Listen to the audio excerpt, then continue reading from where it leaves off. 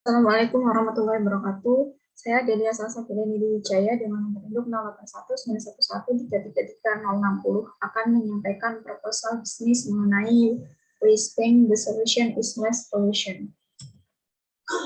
Bab 1 pendahuluan. Latar belakang. Sampah adalah segala sesuatu yang sudah tidak terpakai lagi. Sampah juga merupakan sesuatu yang setiap hari berdampingan dengan masyarakat. Bahkan menjadi masalah yang krusial apabila tidak ada awareness masyarakat untuk mengolahnya. Tidak dapat dipungkiri bahwa masyarakat masih banyak yang enggan untuk membuang sampah pada tempatnya. Bahkan tempat yang bukan seharusnya menjadi pembuangan sampah seperti sungai dijadikan oleh masyarakat yang kurang kesadaran sebagai tempat pembuangan sampah. Hal tersebut menyebabkan banyak masalah untuk lingkungan dan masyarakat sendiri. Dengan banyaknya sampah yang terbuang bukan pada tempatnya, maka akan mengakibatkan sampah tersebut tidak dapat terolah dengan baik. Padahal sampah pun dapat mendatangkan nilai ekonomis jika dapat terolah dengan baik. Seiring dengan berkembangnya teknologi, diharapkan masyarakat akan terbantu untuk memiliki wawasan serta kesadaran mengenai sampah di sekitarnya, agar tidak ada lagi pembuangan sampah sembarangan yang akan menimbulkan banyak masalah untuk sekitar. Aplikasi Waste Bank hadir sebagai wadah untuk membantu masyarakat secara canggih dan mengikuti perkembangan teknologi. Aplikasi ini akan bekerja sama dengan perusahaan pengolah sampah dan pengepul sampah mikro. Masyarakat luas dapat mengirim atau menjual sampah yang dimilikinya melalui aplikasi Waste Bank yang nantinya akan tersalurkan ke perusahaan pengolah sampah dan pengepul sampah mikro yang terdekat dengan lokasi masyarakat yang ingin menjual sampahnya, sehingga sampah dapat terolah dengan baik. Analisa umum kebutuhan bisnis dalam kondisi Indonesia. Sampah selalu menjadi problematika utama dalam pencemaran lingkungan. Untuk pencemaran laut, Indonesia merupakan penghasil sampah plastik laut terbesar kedua di dunia. Penelitian dari UC Davis dari Universitas Hasanuddin yang dilakukan di Pasar Paltere, Makassar menunjukkan 23% sampel ikan yang diambil memiliki kandungan plastik di perutnya. Apabila masyarakat mengetahui secara gamblang mengenai permasalahan tersebut dan memiliki awareness yang tinggi, maka masyarakat memilih mengolah sampah dengan baik. Jika sampah tersebut dapat diolah dengan baik, sampah plastik daur ulang dapat menghasilkan Rp16.379.472 per bulan dari produksi 48 ton sampah plastik. Sudah tidak menjadi rahasia umum lagi bahwa pemerintah pusat maupun daerah melakukan berbagai upaya untuk dapat mengurangi dampak negatif sampah plastik, seperti yang dilakukan di Bali, tepatnya di Kabupaten Badung, yang melaksanakan pengolahan sampah menjadi bahan bakar minyak atau BBM. Kemudian Surabaya juga melakukan upaya yang berupa peluncuran Surabaya Bus untuk tiketnya dapat diperoleh dengan menukarkan sampah plastik. Aplikasi Waste Bank sangat cocok dengan kebutuhan Indonesia saat ini. Dengan melakukan branding atau sosialisasi ke masyarakat mengenai bahaya pembuangan limbah sembarangan dan membranding produk Waste Bank yang memiliki manfaat untuk membantu meningkatkan perekonomian masyarakat Indonesia dengan cara menjual limbahnya melalui aplikasi tersebut, sehingga sampah dapat tersalurkan dan dapat diolah dengan baik. Aplikasi ini memproduksi suatu jasa jual beli sampah.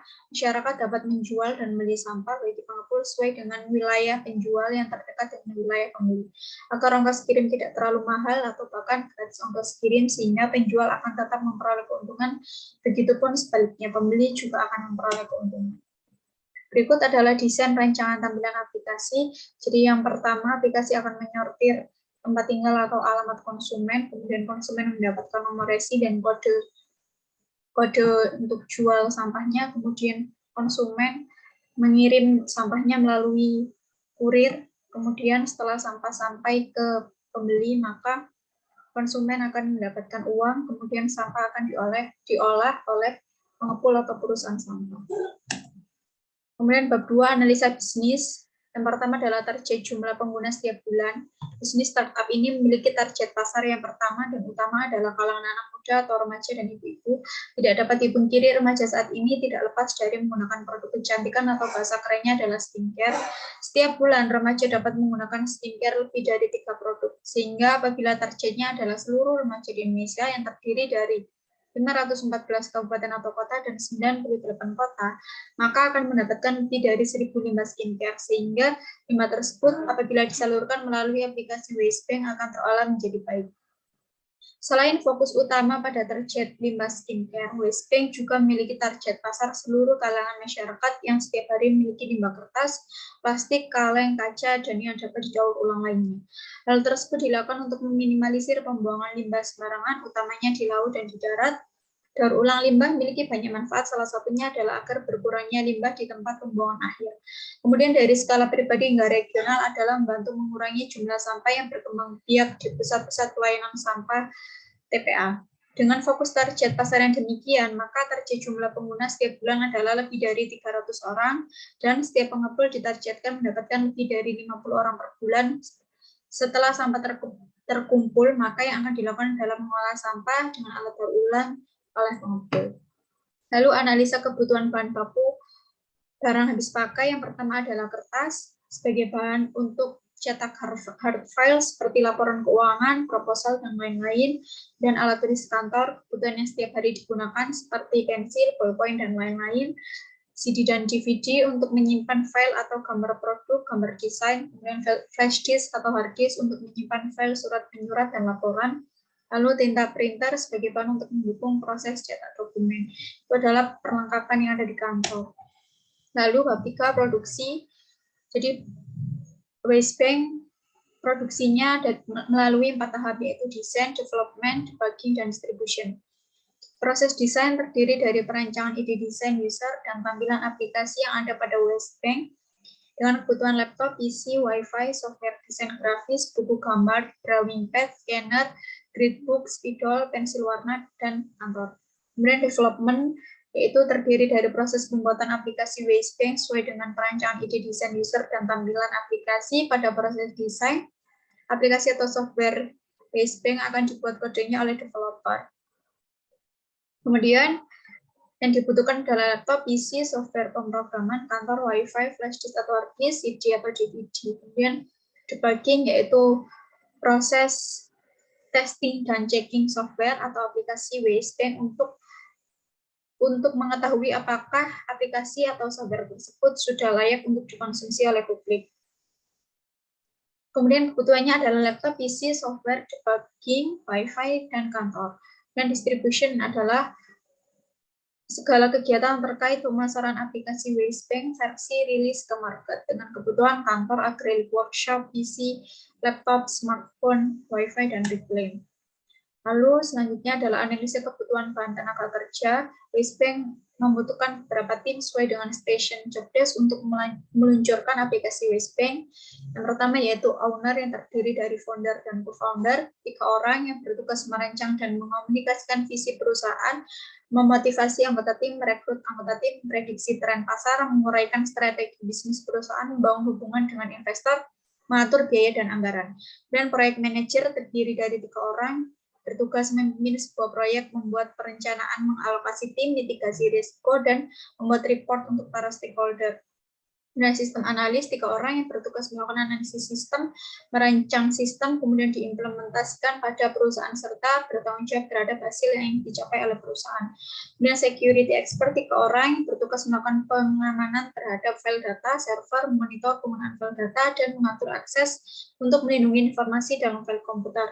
Monitor laporan saat ini dari virus komputer untuk menentukan kapan waktu yang tepat untuk memperbarui sistem perlindungan virus. Dan programmer 5 orang yang bertugas menganalisis kebutuhan, merancang dan memodelkan sistem, menulis kode program, debugging program, menguji atau testing program. Lalu selanjutnya ada graphic designer yang terdiri dari 5 orang bertugas membuat desain grafis tampilan pada media promosi, membuat aplikasi untuk membuat desain tampilan aplikasi, menyampaikan informasi mengenai suatu produk secara menarik dengan mengakomodasi keinginan klien. Lalu database administrator terdiri dari 5 orang bertugas sebagai admin dalam pengelolaan sistem komputer, bekerja secara khusus untuk melakukan perawatan, maintenance, ruang lingkup database, serta mengarahkan semua kegiatan keamanan data. Tugas utamanya adalah menjaga integritas data. Terakhir adalah software tester yang terdiri dari 5 orang bertugas menguji kinerja perangkat lunak, meneliti kualitas sebuah perangkat. Peran penguji software adalah bagian tak terpisahkan dari pembuatan sistem, perangkat lunak, dan produk teknis. Dengan skema proses, design, development, debugging, dan distribution, seperti yang dijelaskan di sebelumnya. Lalu yang selanjutnya adalah kebutuhan biaya operasional. Gaji bulanan, yang pertama owner per orang mendapatkan gaji 15 juta, jadi totalnya adalah 45 juta. Proyek manager per orang mendapatkan 7 juta, karena ada 3 orang maka totalnya adalah 21 juta. Dan sistem analis per orang mendapatkan 7 juta, dan karena ada 3 orang, maka totalnya adalah 21 juta. Security expert total ada 21 juta. Programmer total 35 juta. Graphic designer total 35 juta. Dan database administrator total 35 juta. Dan software tester total 35 juta. Sehingga total gaji bulanannya adalah 248 juta rupiah per bulan. Dan operasional kerumah tanggaan, yang pertama ada biaya listrik, 1 bulannya adalah 1 juta, dan internet atau wifi 1 bulannya ada 500.000, dan alat tulis 1 bulannya ada 500.000. Kemudian total kebutuhan kerumah tanggaan adalah 2 juta rupiah per bulan. Dan untuk bonus, sementara bonus ditiadakan hingga 3 tahun pertama untuk perjalanan, sementara biaya perjalanan ditiadakan hingga 3 tahun pertama. Lalu uang makan, tidak ada uang makan, sehingga kebutuhan biaya operasional setiap bulan adalah 250 juta rupiah per bulan. Didapatkan dari gaji bulanan ditambah dengan operasional kerumah tanggaan. Lalu untuk peralatan kerja, yang pertama adalah laptop. Kebutuhan laptop ada 3 dengan harga 7 juta per masing-masing device. Jadi totalnya adalah 21 juta. Untuk PC juga 21 juta. Tab ada 15 juta dengan harga masing-masing adalah 5 juta. Kemudian smartphone 3.500.000 untuk masing-masing smartphone, karena ada 3 maka totalnya adalah 10.500.000. Dan untuk printer, 2 printer dengan masing-masing printer harganya 1 juta, maka totalnya 2 juta. Dan total kebutuhan biaya peralatan adalah 69.500.000 rupiah per 5 tahun. Dan untuk biaya gedung atau kantor, sewa gedung atau kantor adalah 50 juta rupiah per 5 tahun. Apabila dihitung per bulan, maka 10 juta rupiah per 12 bulan sama dengan 850.000 rupiah per bulan. Itu adalah hasil dari pembulatan. Lalu bab 4, analisa biaya investasi. Yang pertama, kebutuhan biaya selama sebelum menghasilkan pemasukan. Yang pertama adalah kebutuhan biaya operasional. Kita tahu tadi bahwa kebutuhan biaya operasional sebesar 250 juta rupiah per bulan, dan biaya peralatan adalah 69.500.000 rupiah per 5 tahun. Kebutuhan biaya gedung atau kantor adalah 850.000 rupiah per bulan, dan kebutuhan tahun pertama adalah total dari kebutuhan biaya operasional, kebutuhan biaya peralatan, kebutuhan biaya gedung atau kantor, maka totalnya adalah 3.079.700.000 rupiah. Lalu biaya sosialisasi produk target untuk dapat dikenal oleh seluruh masyarakat Indonesia untuk tahun pertama dianggarkan sebesar 30 juta rupiah, yang termasuk biaya iklan, sponsor, terjun ke lapangan, dan lain-lain. Kemudian untuk biaya rekrutmen pegawai dilakukan paling lama dalam waktu 1 bulan, dengan biaya yang diperlukan adalah internet atau wifi, karena mekanisme perekrutannya adalah online. Sehingga dalam 1 bulan biaya internet atau wifi-nya adalah 500.000 rupiah, sehingga biaya rekrutmen pegawai adalah 500.000 rupiah. Lalu analisa pertumbuhan setiap tahun yang dibuat dalam 5 tahun.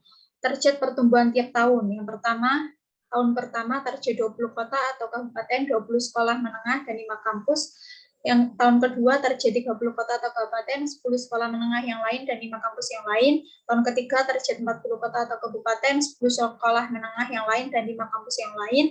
Dan tahun keempat target 50 kota atau kabupaten, 10 sekolah menengah yang lain, dan 5 kampus yang lain. Tahun kelima target 60 kota atau kabupaten, 10 sekolah menengah yang lain, dan 5 kampus yang lain. Sehingga target pendapatan tiap tahun adalah tahun pertama senilai 300 juta, tahun kedua senilai 600 juta, tahun ketiga senilai 2 miliar, tahun keempat senilai 3 miliar, dan tahun kelima senilai 5 miliar. Dan analisa pesaing dan kompetitor. Sejak terjadinya pandemi di seluruh dunia, kegiatan manusia kebanyakan dilakukan secara online. Bisnis bank sampah sebelumnya sudah ada dari dulu, namun kegiatannya dilakukan secara offline. Ketika dilakukan observasi melalui media digital, seperti dari Play Store, website, kita dapat mengetahui bahwa bisnis bank sampah ini belum banyak dilangsungkan kegiatannya secara online. Oleh karena itu, pesaing belum terlalu banyak, sehingga diperlukan kreativitas, inovatif, ketekunan, serta memiliki teknik promosi yang baik untuk menarik minat masyarakat dalam menjalankan bisnis agar berkembang dan dikenal oleh seluruh masyarakat Indonesia bahwa WS Bank berbeda dengan yang lain. Dan analisis kondisi regulasi yang menghambat, WS Bank akan berusaha sebaik mungkin untuk menyajikan dan melayani kebutuhan konsumen, yaitu yang terdiri dari penjual sampah dan pengepul, contohnya dengan memberikan anggota pengepul di setiap daerah agar ongkos kirim sampah tidak mahal atau bahkan gratis, sehingga tetap menguntungkan konsumen, yaitu penjual sampah. Hal tersebut pun akan memudahkan konsumen, yaitu pengepul sampah, untuk memperoleh penjual sampah, serta sampah yang dijual pun akan lebih cepat tiba di tempat atau gedung sampah pengepul karena jaraknya dekat. Kemudian bab 6, analisa cash flow. Yang pertama adalah biaya total investasi dengan kebutuhan untuk investasi sebelum mendapatkan profit yang cukup adalah operasional sekitar 3 tahun, yaitu 3 dikali 3.079.700.000 rupiah ditambah 250 juta rupiah, sehingga hasilnya adalah 9.989.100.000 rupiah.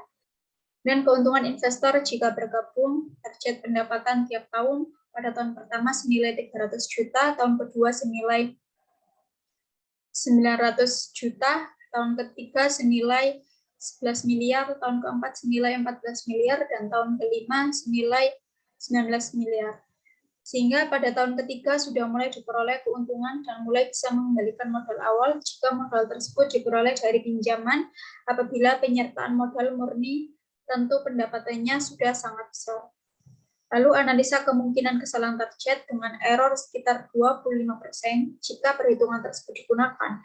Keuntungan masih relatif cukup besar. Yang selanjutnya adalah kesimpulan.